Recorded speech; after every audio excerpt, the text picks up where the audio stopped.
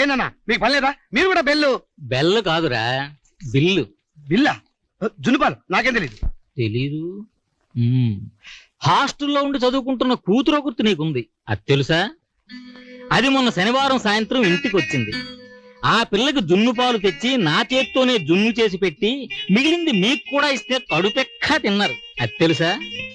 ఆ పాలకి విడిగా డబ్బులు కట్టాలి, అది తెలుసా? నీ బిల్లు నీ జీతంలో కట్టేసి శారద బిల్లు శారద జీతంలో కట్టేస్తే మరి ఈ బిల్లు ఎవరి జీతంలో కట్టాలో నాకు తెలియటం లేదే. సారీ నాన్న, మర్చిపోయాను. బిల్లునే పిల్లనే? ఇద్దరూ ఉద్యోగాలు చేస్తేనే గాని ఇల్లు గడవని పరిస్థితి, ఒప్పుకుంటాను. ఇద్దరూ ఉద్యోగాల మీదకి పోవడం వల్ల ఇంట్లో పిల్లల్ని చూసుకునే వాళ్ళు ఎవరూ లేరు కాదన్న. అందుకని ఆ పసికందును హాస్టల్లో పారేసి ఏకంగా దాని సంగతే మర్చిపోవడం న్యాయమేనా? ఏమే రా?